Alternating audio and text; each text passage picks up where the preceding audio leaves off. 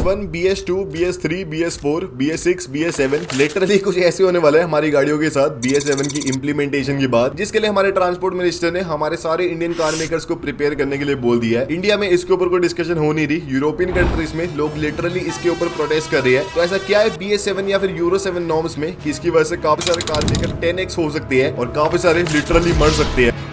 Phase out or effectively ban the sale of new petrol and diesel engine vehicles. We are putting a Euro 7 norm that in reality will give very gross marginal effect on NOx.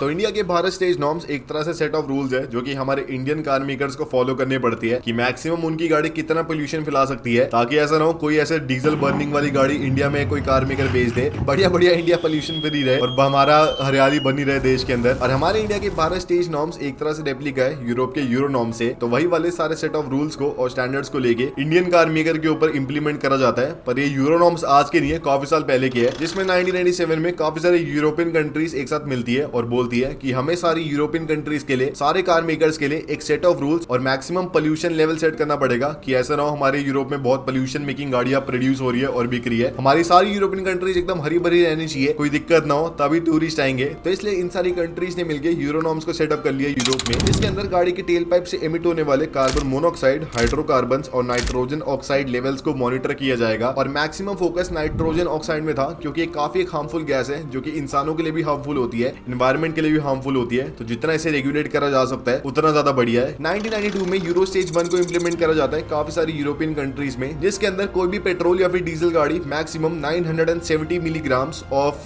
Nitrogen oxide produce कर सकती है 1 kilometre के distance travel में। इससे ज्यादा अगर produce करेगी तो कार मेकर इस वाली गाड़ी को यूरोप में बेच नहीं सकते। काफी मुश्किल हुई काफी सारे कार मेकर्स के लिए इन सारे सेट ऑफ रूल्स को फॉलो करने के लिए। पर इसके कुछ साल बाद ही फिर सरकार दोबारा मिलती है 1996 में और यूरो स्टेज 2 को इंप्लीमेंट कर देती है, जिसके अंदर अब कोई भी पेट्रोल गाड़ी की maximum nitrogen oxide emission level को 970 मिलीग्राम पर किलोमीटर से रिड्यूस करके 500 मिलीग्राम पर किलोमीटर कर दिया, जो कि बहुत ही कम है, ऑलमोस्ट आधा कर दिया। डीजल कार्स के लिए 970 मिलीग्राम से रिड्यूस करके 900 मिलीग्राम पे कर दिया, क्योंकि कार मेकर्स ने बोला अभी हमारे पास इतनी बढ़िया टेक्नोलॉजी नहीं है इतना कम पोल्यूशन फैलाने वाले डीजल इंजन बनाने के लिए। साल 2000 तक आते आते सरकार ने वहां की यूरो स्टेज 3 को इंप्लीमेंट कर दिया, जिसके अंदर पेट्रोल कार्स के लिए maximum nitrogen oxide emission level को 500 मिलीग्राम से रिड्यूस करके 150 मिलीग्राम कर दिया, लिटरली 1/3 कर दिया एक सिंगल बारी में। और डीजल कार्स के लिए 900 मिलीग्राम से रिड्यूस करके 500 मिलीग्राम कर दिया। तो अब डीजल कार्स भी काफी प्रदूषण फ्रेंडली थी, काफी बढ़िया था दोस्तों।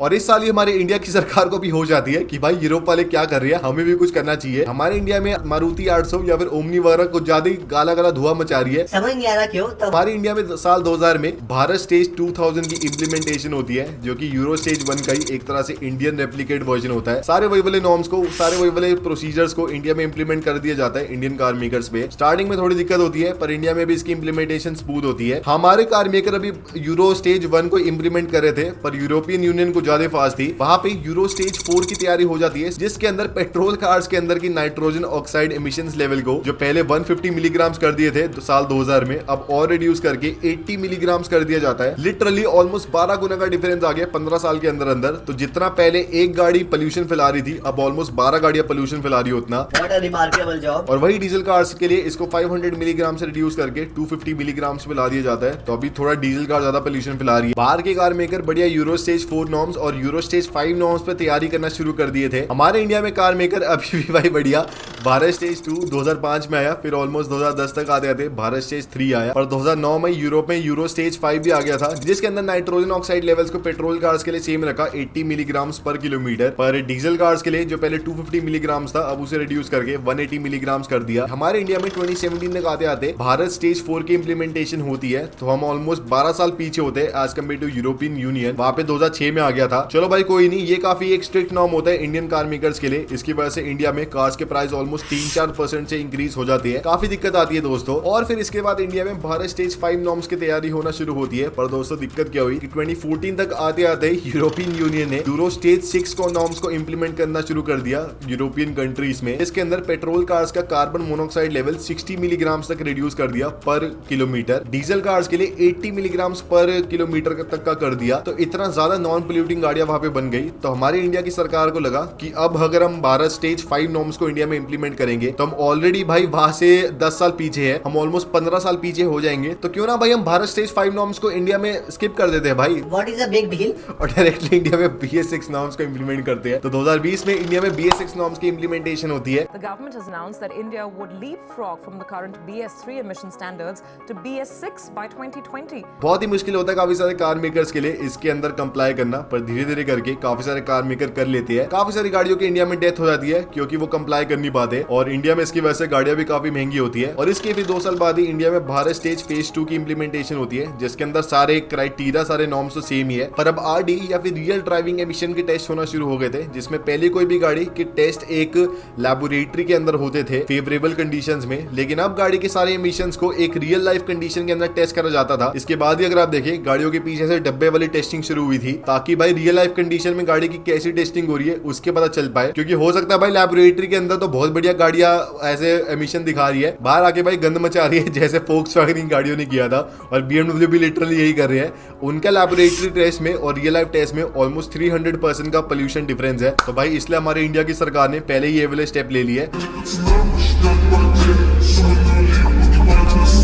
पर दोस्तों यूरोप थोड़ा ज्यादा एडवांस हो रहा है, और नवंबर 2022 तक आते आते इन्होंने यूरो स्टेज 7 नॉर्म्स की तैयारी शुरू कर दी, जिसके लिए एक 6000 पेजेस का अमेंडमेंट बनाया। लिटरली इन्होंने इतनी तैयारी करी, जिसके अंदर इनकी सोच ये थी, ये सोच पूरी नहीं हुई। पेट्रोल कार्स के जो maximum nitrogen oxide emission levels है उसको 60 मिलीग्राम पर किलोमीटर ही रखेंगे। डीजल कार्स के लिए भी 60 मिलीग्राम पर किलोमीटर कर देंगे। तो जो पहले 80 मिलीग्राम था अब उसे 60 मिलीग्राम कर दिया इसके अंदर। पर इन्होंने स्मॉल पार्टिकल एमिशन पे काफी फोकस करा, जो कि पहले 1000 यूनिट्स थे, अब ऑलमोस्ट 500 यूनिट कर दिया इस वाले नॉर्म के अंदर। साथ ही में अब इस वाले नॉर्म में ये हर एक गाड़ी की RD या फिर रियल ड्राइविंग कंडीशन में टेस्टिंग करेंगे। पहले लैबोरेटरी टेस्टिंग थी, बहुत सारे यूरोपियन कार मेकर ने ठस्सा दिया इन्हें, तो इसलिए अब रियल टेस्टिंग करने वाली है, जो कि बहुत ही मुश्किल होगी, और काफी सारे कार मेकर हो सकता है इसके अंदर फेल भी हो जाए। और साथ ही में यूरो स्टेज 6 नॉर्म्स में मैक्सिमम जो कंप्लायंस एज है गाड़ी की, मतलब जिस एज तक गाड़ी को कंप्लाई करना है इस वाले नॉर्म से, इसके बाद हो सकता है ज्यादा पोल्यूशन फैला ले, वो 5 साल था और 1 लाख किलोमीटर था, अब इसे बढ़ा के 10 साल और 2 लाख किलोमीटर कर दिया। साथ ही में यूरोपियन यूनियन चाहती है हर एक गाड़ी के अंदर केमिकल कैटलिस्टिक कन्वर्टर यूज हो, जिसके अंदर केमिकल्स होते हैं जो कि पोल्यूशन के साथ रिएक्ट करके उसके इंपैक्ट को डिक्रीज कर देते हैं। पर दिक्कत क्या है, ये जो केमिकल्स है जो कि इस कैटलिस्टिक कन्वर्टर के अंदर इस्तेमाल हो रहे हैं, ये तभी अपनी फुल फंक्शनैलिटी पे आते हैं जब 400 डिग्री का इन्हें टेम्परेचर मिलता है। 400 डिग्री का टेम्परेचर, तो ऑब्वियसली एक बंद गाड़ी पे इतना टेम्परेचर बनाना काफी मुश्किल है, तो इसके लिए हीटर वगैरह लगाना पड़ेगा गाड़ी के कैटलिस्टिक कन्वर्टर के आसपास, जिससे और एनर्जी यूज होगी, और ज्यादा गाड़ी का चलाने का खर्चा आएगा, गाड़ी और महंगी हो जाएगी। और इसके अलावा ये चाहते हैं गाड़ी के अंदर ऑन बोर्ड मॉनिटरिंग सिस्टम हो, जो कि हर एक गाड़ी पे आपके जहाँ से धुआं निकलता है या फिर जहाँ पे भी एनर्जी लगती है वहां पे सेंसर्स का इस्तेमाल होगा, ताकि पता लगता रहे कि आपकी गाड़ी हर एक टाइम कितना पोल्यूशन फैला रही है। फिर भी अगर आपकी गाड़ी ज्यादा पोल्यूशन फैला रही है तो डेटाबेस में इंफॉर्मेशन चली जाएगी कि भाई ये हर्ष बब्बर की गाड़ी बहुत पोल्यूशन फैला रही है, उसी टाइम भाई गाड़ी बंद, जाओ भाई रिक्शे में जाओ, we don't want to give you a car, you can maintain a car. और ये भी अगर कम है तो यूरोपियन यूनियन के मेंबर्स अब चाहते हैं कि जो गाड़ी के अंदर टायर्स है और जो ब्रेक डस्ट है उसको भी मैक्सिमम लिमिट के अंदर लाए, क्योंकि टायर्स काफी ज्यादा पोल्यूशन फैलाते हैं, उनके अंदर से जो पार्टिकल्स निकलते हैं वो एयर में जाके बहुत ज्यादा नुकसान फैलाते हैं। साथ ही में ब्रेक डस्ट भी काफी नुकसान फैलाती है, तो इसलिए हम इसको भी रेगुलेट करेंगे। उन्हें पता नहीं है कैसे रेगुलेट करना है, इसके लिए मैक्सिमम उन्हें पता नहीं है कैसे थ्रेशोल्ड रखना है, पर उन्होंने ऐसा बोल दिया। ये दोस्तों स्टार्टिंग में तो बहुत ही कूल लग रहा था, बहुत ही सेक्सी लग रहा था, सारे एनवायरमेंटलिस्ट खुश हो गए कि भाई ये तो बहुत ही बढ़िया चीज कर दी हमारी सरकार ने। So in that respect, every improvement that could be done in view of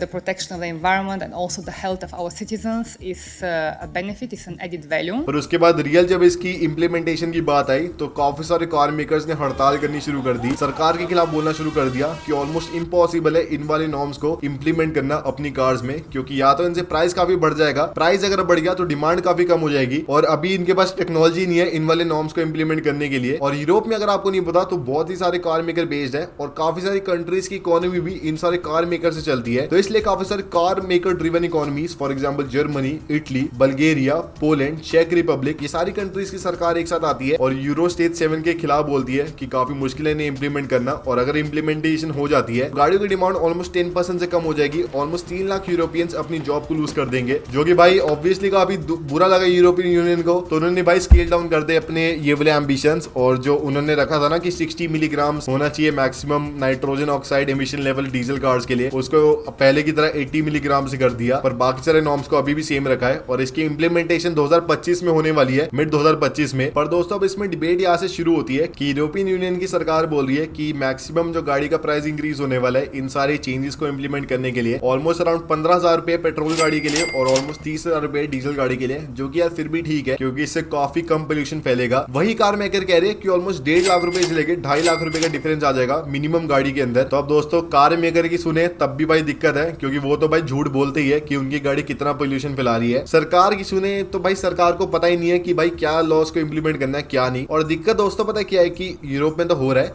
पिछले साल हमारे इंडिया के ट्रांसपोर्ट मिनिस्टर या फिर नितिन गडकरी ने हमारे इंडिया के सारे कार मेकर्स को बोल दिया कि आप भी भारत स्टेज 7 के लिए काम करना शुरू कर दो, सरकार के पीछे मत लगो। पिछली बार सरकार आपके पीछे लगी थी, अब आपको ऑन डेट होना चाहिए, कभी भी इसकी इंप्लीमेंटेशन हो जाएगी। पर डिफरेंस क्या है दोस्तों हमारे इंडिया की सरकार में और बाहर की सरकार में, कि जब बाहर की सरकार ने ये सारे नॉर्म्स को इंप्लीमेंट करना शुरू किया था तो वो काफी सारे इंसेंटिव्स दे रहे थे कस्टमर्स को और काफी सारे इंसेंटिव्स दे रहे थे कार मेकर को, ताकि गाड़ियों का प्राइस इंक्रीज ना हो और कार मेकर्स अपनी गाड़ियां भी बेच पाए और कस्टमर गाड़ियां खरीद भी पाए। फॉर एग्जाम्पल उन्हें आरटीओ के अंदर कंसेशन मिल रही थी, साथ ही में टोल टैक्स के ऊपर कंसेशन मिल रही थी अगर कोई भी बंदा बढ़िया एक ज्यादा फ्यूल एफिशिएंट और कम पोल्यूशन फैलाने वाली गाड़ी चला रहा है। वही दोस्तों हमारे इंडिया में क्या है कि सरकार अपनी तरफ से तो बोल देती है कि हमें ये वाले भारत स्टेज 7 नॉर्म्स को इंप्लीमेंट करना है, ये दोस्तों कोई हमारी मदद नहीं करने वाली। ना इंडिया में आरटीओ कम होने वाला है, ना इंडिया में गाड़ियों पर टैक्सेस कम होने वाले हैं, ना इंडिया में गाड़ियों में जीएसटी कम होने वाला है। तो दोस्तों अपनी तरफ से तो इन्होंने बोल दिया, अब जो भुगतेंगे वो सिर्फ कस्टमर है, क्योंकि भाई कार मेकर तो सारी चीजों को इंप्लीमेंट कर देगा और अपनी गाड़ी का प्राइस बढ़ा देगा। एंड में जो पछता है वो इंडिया में कस्टमर है। भाई मैं लिटरली सच बोल रहा हूँ भाई, मुझे कुछ फर्क नहीं पड़ता। आप हो सकता है मुझे बोलो एंटी कुछ भी गवर्नमेंट है, एंटी कुछ भी पार्टी है, आई डोंट केयर। और इससे भी बड़ी दिक्कत क्या है कि ये BS7 की इंडिया में इंप्लीमेंटेशन के बाद जो इंडिया में बड़े साइज के इंजन वाली डीजल और नेचुरली एस्पिरेटेड पेट्रोल कार्स है उनकी भी एग्जिस्टेंस बहुत ही मुश्किल हो जाएगी, क्योंकि डीजल कार्स में कार मेकर्स को या तो हाइब्रिड टेक्नोलॉजी डालनी पड़ेगी उनके एमिशंस को कम करने के लिए, नेचुरली एस्पिरेटेड पेट्रोल कार के अंदर टर्बो चार्जिंग डालनी पड़ेगी थोड़े एमिशंस कम करने के लिए, जो कि उनकी कॉस्ट बढ़ाएगी या तो उनकी एग्जिस्टेंस ही खा जाएगी। इसलिए अगर आप देखें टोयोटा ने अपने डीजल के अंदर 48 वोल्ट वाला सिस्टम डाला था। आपको क्या लगता है टोयोटा को बहुत मजे आ रहे हैं आपको एक्स्ट्रा फ्यूल एफिशिएंसी देने में, आपको बढ़िया पावर देने में? Absolutely not. उन्हें ऑब्वियसली एमिशन नॉर्म्स के अंदर कंप्लाई करना है अपनी गाड़ियों को और उनकी एग्जिस्टेंस को खत्म नहीं करना, इसलिए किया था भाई। तो इसलिए अगर आप देखें जो अभी वाली टोयोटा इनोवा क्राइस्टा आती है पेट्रोल में और डीजल में, उसकी एग्जिस्टेंस काफी मुश्किल हो जाएगी अगर टोयोटा इसके अंदर हाइब्रिड टेक्नोलॉजी डालते नहीं है। जो इंडिया में स्कॉर्पियो क्लासिक आती है उसकी एग्जिस्टेंस भी काफी मुश्किल है, और फॉर्च्यूनर के अंदर तो मोस्ट प्रोबेबली हाइब्रिड डीजल आ जाएगा ताकि उसके एमिशंस थोड़े कम हो जाए। और साथ ही में जो फिएट ग्रुप का वो 2.0 लीटर वाला टर्बो डीजल इंजन है जो कि MG हेक्टर,